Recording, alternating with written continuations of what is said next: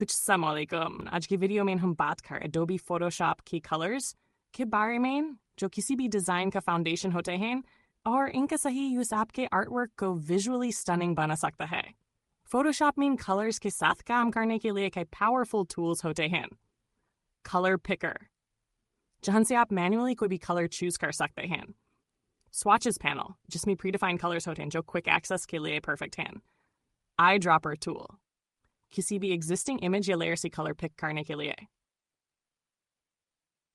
Colour modes, जेस RGB digital screens के लिए और CMYK प्रिंट के लिए, जो आपके प्रोजेक्ट के आउटपुट के मुताबिक सेलेक्ट करना होता है।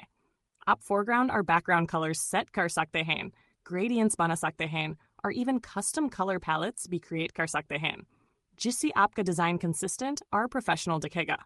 कलर्स का सही इस्तेमाल विजुअल हायरार्की, मूड और ब्रांड आइडेंटिटी बनाने में बहुत हेल्प करता है। To दोस्तों, अगर आप फोटोशॉप में कलर्स के टूल्स को अच्छी तरह समझ जाएं, तो आप हर डिज़ाइन में ला सकते हैं क्रिएटिविटी और इम्पैक्ट।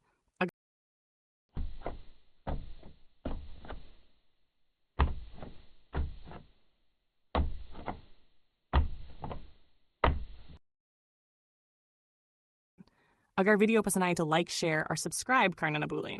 मिलते हैं अगले डिज़ाइन ट्यूटोरियल में, डिज़ाइन चेस्ट के साथ।